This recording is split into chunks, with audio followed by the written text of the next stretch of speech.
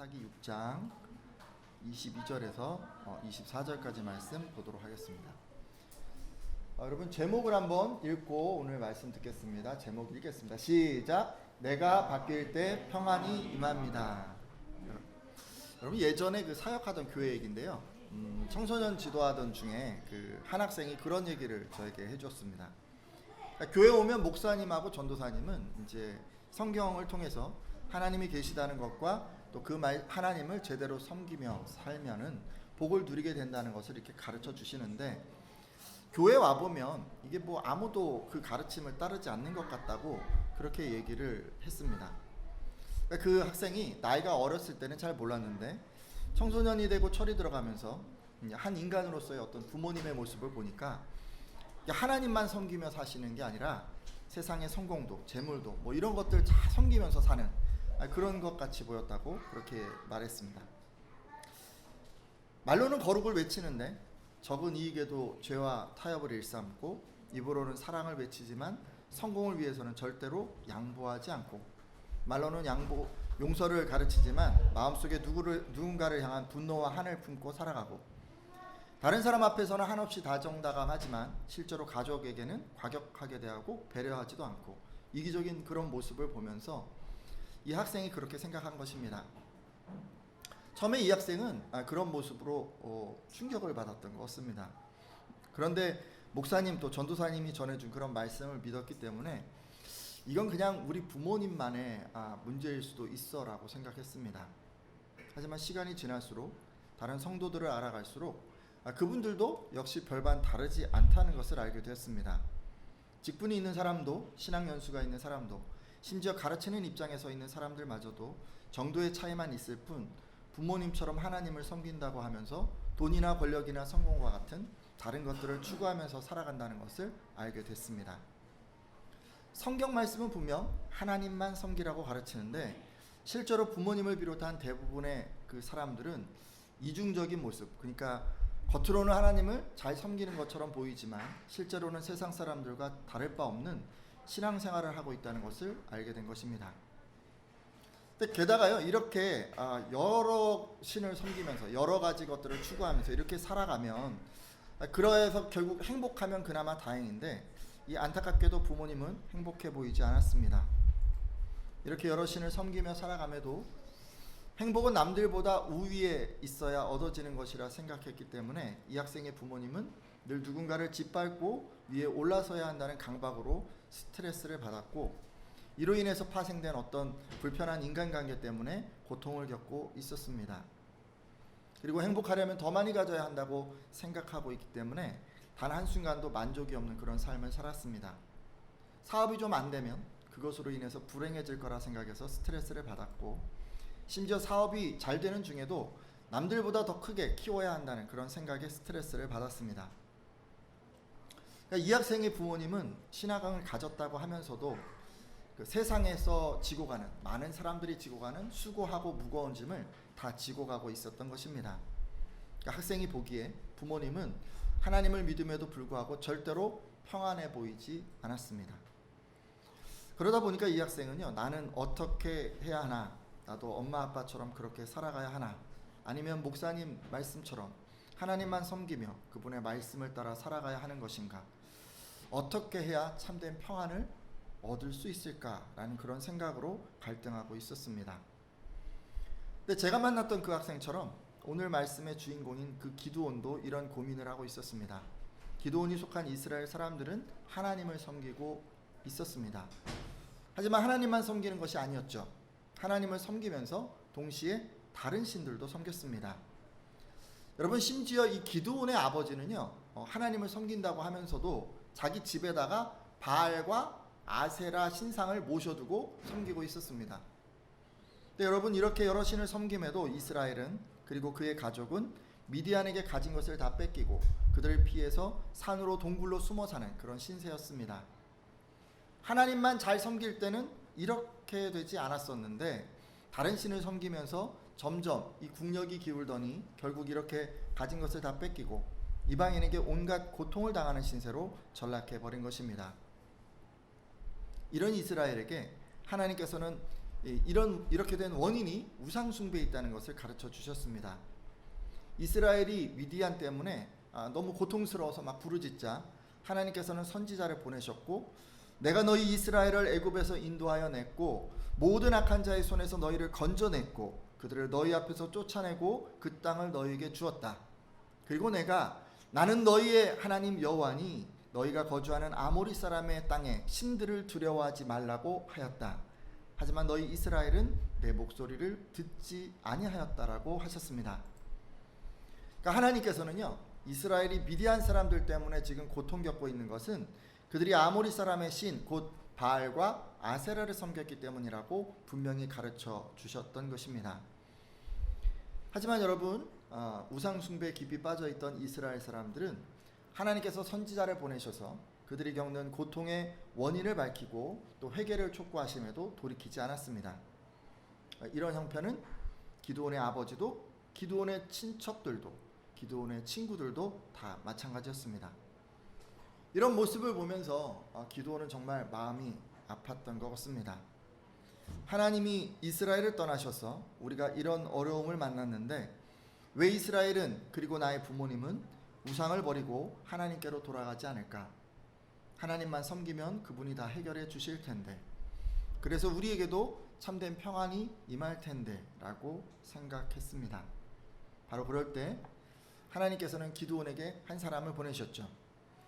그 사람은 기드온에게 큰 용사여 여호와께서 너와 함께 계시도다라고 말하면서 너는 가서 이 너의 힘으로 이스라엘을 미디안의 손에서 구원하라 라고 말씀했습니다.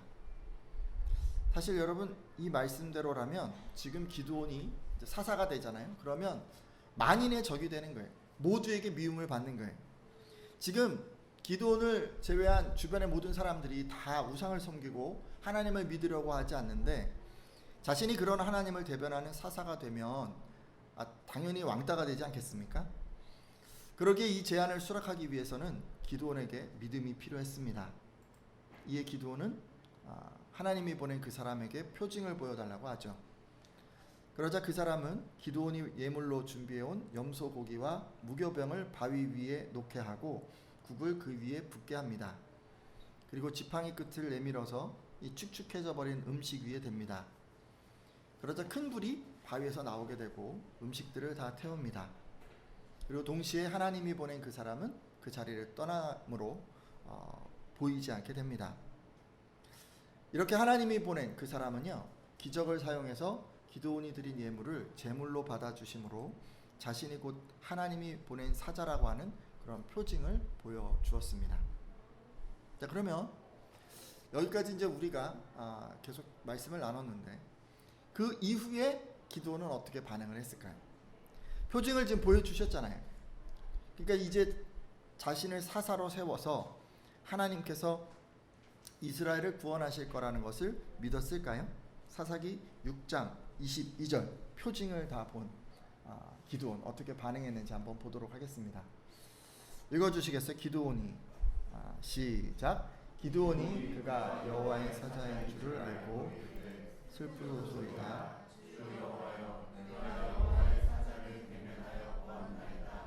아멘. 지금 기드온이 뭐라고 얘기를 했죠? 슬프도소이다. 슬픕니다. 이렇게 이제 얘기를 한 거예요. 아니, 분명 지금 표징을 보여주셨는데, 그래서 하나님께서 기드온을 사사로 세우시고 이스라엘을 구원하실 것이 분명한데, 근데 기드온은 지금 왜 슬픈 거죠? 여러분, 기드온이 왜 이렇게 얘기를 했냐면, 이때까지 기드온은요, 지금 이 사람, 눈앞에 있는 이 사람을 하나님이 보낸 사자라고 생각하지 않고 그냥 한 사람의 선지자라고 그렇게 생각한 것 같습니다. 근데 이 사람이요, 기적을 행한 것뿐만 아니라 호련히 눈앞에서 사라지는 것을 경험을 하고는 바로 이 사람이 하나님이 보낸 사자라는 것을 깨달은 것입니다. 근데 여러분, 당시 율법에 의하면요, 죄인된 사람이 하나님의 사자를 보게 되면 죽었습니다. 따라서 기드온은 그런 하나님의 말씀을 믿었기에 이렇게 반응한 것입니다. 여러분, 어떻게 생각하세요? 이런 기드온의 모습 보면서 저는 이 기드온의 모습을 보면서 되게 의외잖아요. 뭔가 하나님이 증거를 보여주고 너를 통해서 모든 문제가 해결될 거야 라고 했는데, 그거로 인해서 기뻐하기보다는 지금 기드온이 뭐를 보고 있냐면 자기의 죄를 보고 있어요. 정말 죄에 대해서 민감하다는 것을 좀 느낄 수가 있습니다. 여러분 그렇지 않나요? 지금 상황이 어떠냐면 이스라엘 사람이나 그의 아버지는요, 하나님께서 십계명에 뭐라 그러셨어요? 나 이외에 다른 신을 두지 말라. 또 뭐라 그랬어요? 우상을 섬기지 말라. 막 1계명, 2계명 이런 게 지금 쭉 있잖아요. 명명백백한 이 계명들 다 알고 있어요. 근데 돌이키지 않습니다. 하나님이 보낸 선지자가 와서 이스라엘이 미디안으로부터 고통을 겪는 원인은 우상 숭배의 죄에 있기 때문에 돌이켜야 문제가 해결된다라고 가르쳐 줬지만 이 사람들은 깨닫지도 못해요. 그리고 돌이키지도 않았습니다. 이렇게 이스라엘 사람들, 지금 기드온을 제외한 모든 사람들은요, 자신들의 죄에 대해서 둔감했어요. 근데 기드온은 전혀 다른 모습을 보여줍니다. 자기 죄에 대해서 아주 민감해요. 자신을 하나님이 보낸 그분이 지금 사람의 모습을 하고 있었잖아요. 그러니까 누군지를 깨닫지 못했어요, 처음에. 그래서 어쩔 수 없었어요. 어쩌면 자기도 모르는 사이에 부지불식간에 그런 죄를 지으려고 한 것도 아니고 그렇게 하려고 한 것도 아닌데 죄인의 모습으로 하나님 앞에 서게 된 거예요. 근데 이렇게 모르고 한 실수에 대해서도 사실 그 실수가 자기한테 그 원인이 있지 않은데도 불구하고 그것으로 인해서 난 죽게 될 거야 라고 생각하고 하나님 앞에서 두려워했으니 말입니다. 사실 저는 이 모습에서 욥의 모습을 떠올립니다. 욥은 자녀들이 생일잔치 할 때면요, 그들이 알지 못하는 사이에 죄를 지었을까 해서 자녀들을 위해서 각각 제사를 드렸습니다. 사실 여러분 이런 모습 제가 소개해드리면 아우 너무한 거 아니에요, 그거 너무 예민한 거 아니에요, 이렇게 생각하실 수도 있어요. 하지만 여러분 하나님께서는요, 다른 거 민감한 거, 다른 거 예민한 거는 별로 좋아하시지 않겠지만 죄에 대해서 민감한 그 모습을 하나님께서는 순전하다고 칭찬해 주셨습니다. 저는요, 아마도 지금요, 이거 보세요, 하나님께서 욥을 볼 때 그를 순전하게 여겼던 것처럼 지금 기드온이 이렇게 모든 게 해결됐다는 것을 아는 그 순간에 자기 죄의 모습을 보고 하나님 앞에서 이게 힘들어하는 이 모습을 보고 순전하게 여기셨으리라 생각합니다. 여러분 죄에 대해서요, 남들보다 민감한 거 있잖아요. 남들보다 더 잘 그 죄를 좀 짓지 않으려고 하는 이런 거 있죠. 여러분 하나님에게는 그게 흠이 아니라 자랑거리가 됩니다. 칭찬거리가 되는 거예요. 저는 이런 죄에 대한 민감함이 여러분에게도 또 저에게도 있기를 바랍니다. 여러분 우리 알고도 짓는 죄 있으면요, 속히 돌이켜야 합니다. 하지만 오늘 기드온처럼 모르고 지은 죄가 있을 수 있어요. 어쩔 수 없이 지은 죄가 있을 수 있어요. 내 책임이 아닌데 다른 사람 때문에, 하나님 때문에, 또는 어쩔 수 없이 내가 그렇게 됐을 수 있어요. 여러분 그럴 때라도 하나님 앞에서 그 죄를 돌이키는, 회개하는 여러분들 되시기를 부탁드립니다. 그래서 여러분 하나님 보시기에요, 순전하고 온전한 그런 예배자가 되시기를 부탁드립니다. 자, 그러면 이렇게 낙심해 있는 기드온, 죽었구나 라고 생각하는 이 기드온에게 하나님은 뭐라고 말씀하셨을까요? 사사기 6장 23절 말씀인데요, 제가 읽겠습니다. 여호와께서 그에게 이르시되 너는 안심하라, 두려워하지 말라, 죽지 아니라 하시니라. 아멘. 자, 여러분 이제 죽었구나 라고 생각을 하고 두려워 떨고 있는 이 기드온에게 하나님께서 뭐라고 말씀하셨죠? 안심하라 라고 그랬어요. 안심하라. 그리고 두려워 말라, 죽지 아니하리라 라고 이어서 말씀해 주셨어요. 하나님이 지금 어떻게 하신 거예요? 마땅히 죄인 된 사람이 하나님 앞에 섰기 때문에 죽어야 하는 거예요.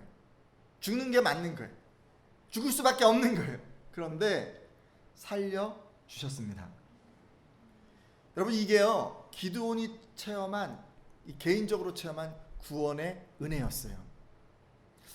여러분 인류는 첫사람 아담 이후 줄곧 죄 가운데서 살아왔습니다. 그리고 모든 사람들은 죄로 인해서 영원히 죽어야만 하는 그런 운명이었습니다. 하지만 하나님께서는 사람들을 구원하시기 위해서 한 구원자를 예비하셨죠. 바로 하나님의 아들 예수 그리스도를 구원자로 이 땅에 보내신 것입니다. 예수 그리스도는 죄가 없으심에도 사람들을 구원하기 위해서 고난받으시고 십자가에서 죽어 주셨습니다. 저와 여러분의 죄값을 대신 치러 주신 거죠. 그 후로 하나님께서는 이런 하나님의 구원 계획을 믿는 사람들을 의롭다 하시고 또 구원해 주셨습니다. 죄로 인해 죽어야 하는 사람들이 이제는 죽지 않고 살게 된 것입니다. 근데 여러분, 이런 것과 유사한 그런 구원의 체험을 지금 기드온이 한 거예요. 우리가 예수 그리스도를 통한 하나님의 구원 계획을 믿었던 것처럼 기드온은 자신을 통한 하나님의 이스라엘의 구원 계획을 믿었습니다. 할렐루야. 네, 여러분, 이렇게요. 하나님이 어떻게 구원하실 거라고 하는 그 구원 계획을 믿는 그 믿음을 의롭게 보신 것 같습니다. 그래서 하나님께서는요, 이 기드온을 죽이지 않으셨어요. 잠시 생각해 보려고 하는 게 있는데, 우리들은 예수 그리스도가 3일 만에 살아난 것처럼 우리도 마지막 날에 다시 살아날 것을 믿음으로 부활신앙을 갖습니다. 하지만 믿음이 아니라 실제 체험으로 이런 신앙을 갖는 분들이 간혹 계십니다. 예를 들어 이런 거예요. 암으로 인해서 더 이상 살 수 없습니다, 이런 선고를 받으신 거예요. 근데 그거를 하나님 앞에 가지고 나와서 살려주세요, 살려주세요, 제가 하나님 능력으로 살고 싶습니다, 은혜로 살고 싶습니다, 이렇게 이제 기도를 했더니 하나님께서 그분을 기적적으로 낫게 하신 거예요. 그래서 그분이 죽을 뻔했는데 하나님의 은혜로 산 거예요. 그럼 이분이요, 이제 믿음을 갖고 이제 하나님을 섬기지 않겠습니까? 이분은 어떤 신앙이에요? 죽을 뻔하다가 산 신앙. 이 사람은요, 실제로 죽지는 않았는데 거의 부활 신앙에 가깝게 그 부활 신앙을 갖게 된 거예요. 만약에 이제 이런 예도 한번 들어볼게요. 사형 선고를 기다리는 어떤 사형수가 있다고 합시다. 근데 그 사람이요, 죽은 거예요. 자기 다 죽은 거예요. 그래서 뭐 유언도 쓰고 사람들하고 인사도 하고 다 이제 죽었어요, 완전히. 근데 갑자기 광복절 특사가 생겨서 형 집행이 취소가 된 거예요. 이 사람 어떻게 된 거예요? 완전히 죽은 건데 은혜로 산 거 아니겠습니까? 근데 이런 걸 경험한 사람이 하나님께 나아갔다고 생각을 해보세요. 이런 사람들은요, 실제로 죽지는 않았어요. 그죠? 그래서 다시 산 게 아니에요.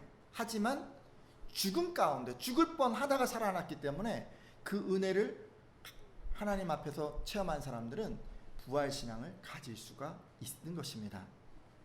여러분, 이런 식으로 죽음의 목전에 이르렀다가 기적적으로 살아나는 체험을 통해서 신앙을 갖게 되면 이 사람은 자연스럽게 경험을 통해서 부활신앙을 갖게 됩니다. 우리하고 조금 달라요. 우리는 믿음을 통해서 부활신앙을 갖는데 이런 분들은 경험을 통해서 부활신앙을 갖게 되는 거예요. 하나님께서 죽음까지도 다스리시는 분이라고 하는 것을 알게 되고 설사 죽음에 이르더라도 살리실 것이라는 것을 이분이 믿게 된다는 말씀입니다. 근데 이런 유사한 체험을 지금 기드온이 했어요. 기드온은 어떻게 돼야 되는 사람이? 죽어야 되는 사람이었어요. 근데 하나님의 은혜로 극적으로 사는 그런 경험을 지금 했습니다. 죽을 뻔하다가 기적적으로 살아난 인생, 한마디로 더불어 사는 인생으로서 이 기드온이 하나님에 대한 믿음을 갖게 된 것이에요. 사랑하는 예배자 여러분, 하나님께서는 이런 체험을 통해서 이 기드온이 죽음을 두려워하지 않는 부활신앙을 갖도록 인도해 주셨습니다. 할렐루야.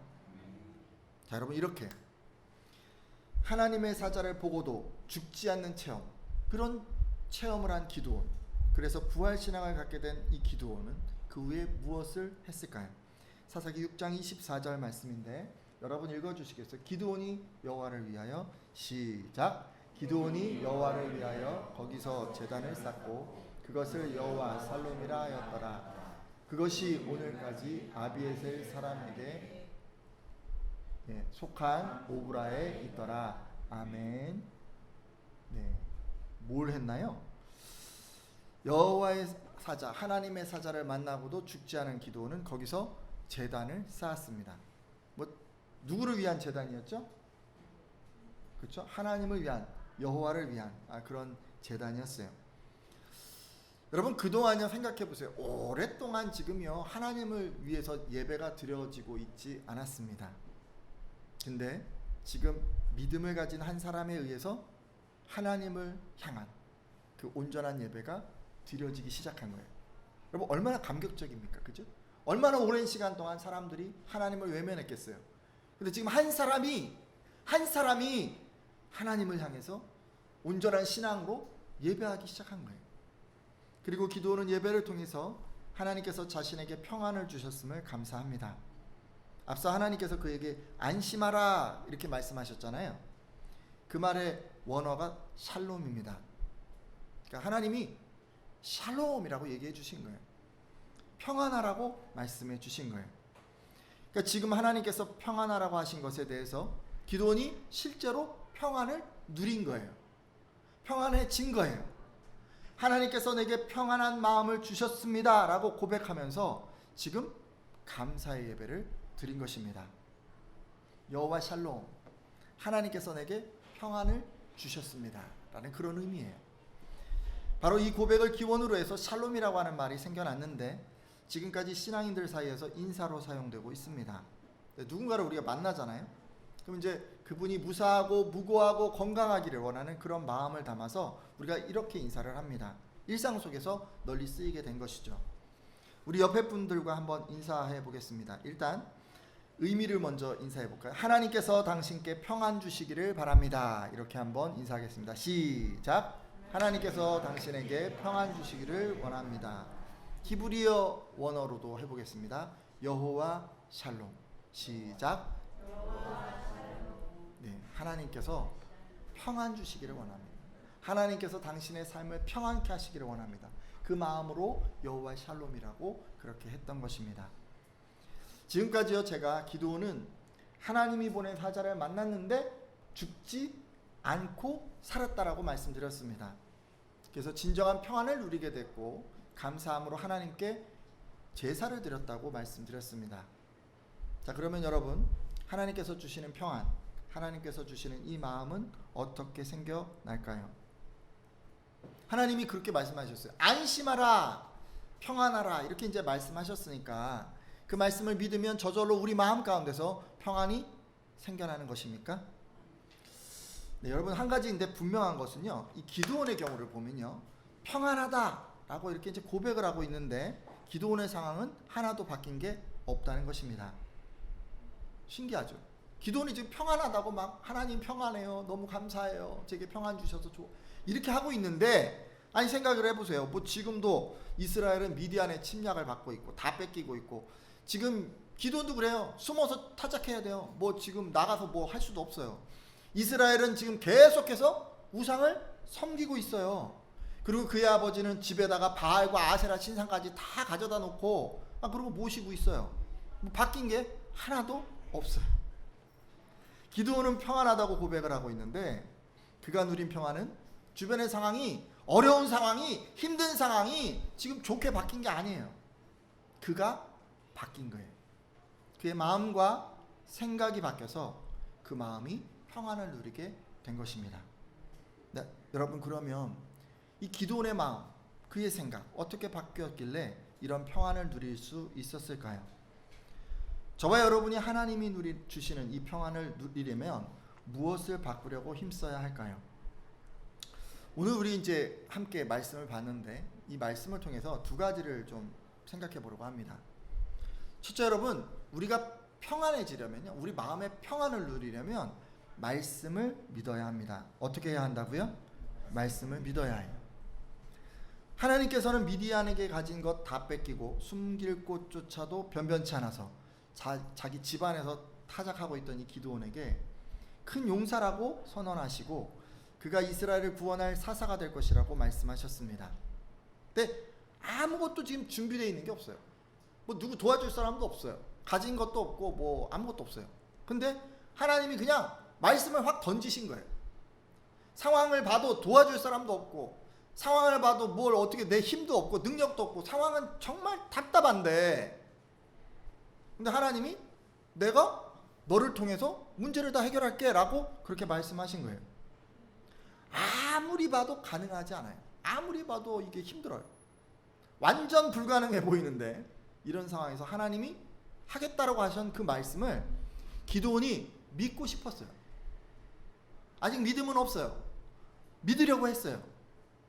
그랬기 때문에 하나님은 그에게 표징을 보여주셨고 그 표징을 통해서 기드온은 하나님의 말씀이 실제로 이루어질 것을 믿게 되었습니다. 여러분, 우리들도 마찬가지예요. 하나님께서 여러분을 향해 하시는 말씀을 믿을 때 평안을 체험할 수 있습니다. 삶에 수많은 문제가 있을 수 있어요. 어려운 일이 닥칠 수 있어요. 그리고 그런 상황들은 내 힘과 내 능력으로는 도무지 바뀔 것처럼 보이지 않을 수 있어요. 근데 하나님께서 그 문제를 내가 해결하겠다라고 말씀하신다면 우리는 그 말씀을 믿음으로 평안할 수 있다는 것입니다.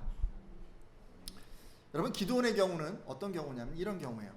하나님께서 말씀을 주시고 이제 말씀을 통해서 이제 그 이후로 문제를 해결해 가기 시작합니다. 그래서 그 산적해 있던 문제가 조금씩 해결되는 걸 경험을 해요. 근데 꼭 그렇지 않다고 하더라도 심지어 즉시 문제가 해결되지 않아요. 먼 훗날 문제가 해결될 수도 있어요. 그렇더라도 말씀이 임하기만 한다면 우리는 평안할 수 있습니다.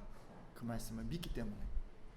이스라엘에게 그런 경우가 있었는데, 여러분, 이스라엘이 바벨론에게 망해서 포로로 끌려갈 때 하나님께서는 이스라엘에게 바벨론에 가서 포로 생활 70년이 차면 돌아오게 할 것이라고 말씀해 주셨습니다. 지금 이스라엘은 전쟁에서 져서 포로가 됐고 가진 거 다 뺏겨버렸고 고향을 떠나서 타국에 끌려가는 그런 처지인데, 이런 상황에서 하나님께서는 소망의 말씀을 주신 것입니다.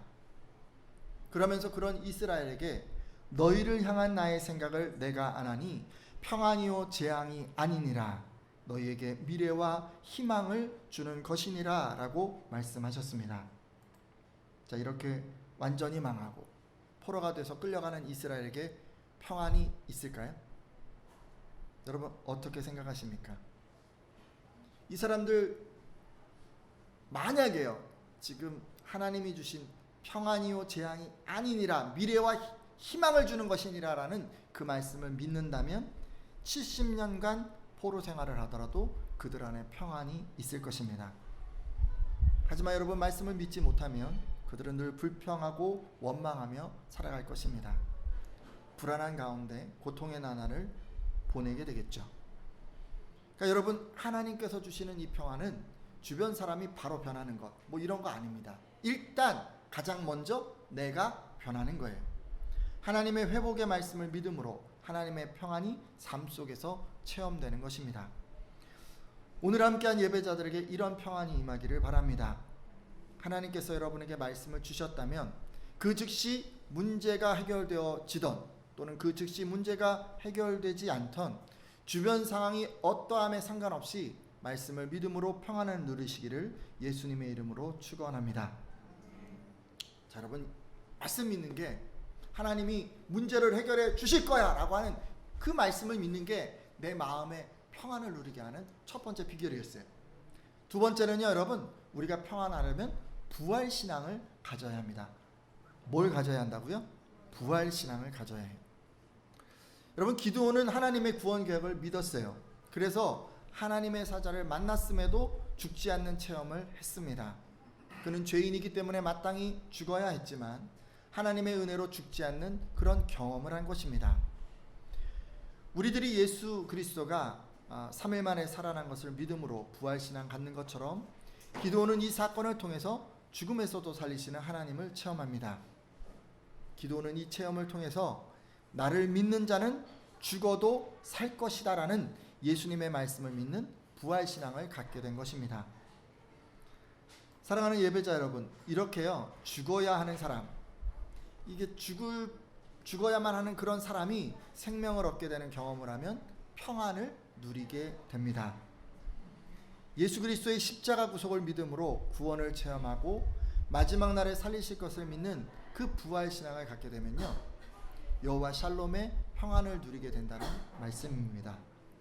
오늘 함께한 예배자들에게 이런 축복이 임하기를 바랍니다. 예수 그리스도께서 죽으신 지 3일 만에 부활하신 것처럼 마지막 날에 여러분도 살리실 것을 믿으심으로 어떤 상황에서도 하나님이 주시는 평안을 누리시는 그런 여러분들 다 되시기를 예수님의 이름으로 축원합니다. 자, 여러분 이제 기도하고 마치려고 하는데, 오늘 말씀을 보면요, 평안, 우리 마음의 그 평안은요, 주변 상황이 바뀌는 것으로 얻어지는 게 아니에요. 내가 먼저 바뀌어야 되는 거예요. 내가 먼저 바뀌면 일단 평안이 임하는 거예요. 평안이 임한 상태에서 시간이 걸리던 금방 되던 그 이후에 상황이, 주변 환경이 바뀌기 시작하는 거예요. 믿으십니까? 하나님의 말씀, 특별히 여러분이 어떤 어려운 상황을 만났던지 여러분을 향한 하나님의 생각은 평안이요 재앙이 아니고 여러분에게 미래와 희망을 주는 것이라고 하는 것을 여러분 믿게 해달라고 먼저 기도해 주십시오. 그리고 문제가 바로 해결되든 오랜 시간을 기다리게 되던 하나님의 말씀이 임하기만 한다면 그 말씀을 믿음으로 평안을 누리게 해달라고 기도해 주십시오. 특별히 하나님, 여러분 그 그리스도가 다시 오시면 함께 부활할 것을 믿게 해달라고 기도해 주십시오. 그래서 여러분 세상이 어떠하든지 주변이 어떠하든지 담대한 믿음으로 평안을 누리게 해달라고 기도해 주십시오. 여러분 이렇게 기도하시는 분들마다 하나님께서 믿음을 더하시고 어떤 상황 가운데 들어가 있더라도 평안함 가운데 거하게 하실 줄로 믿습니다.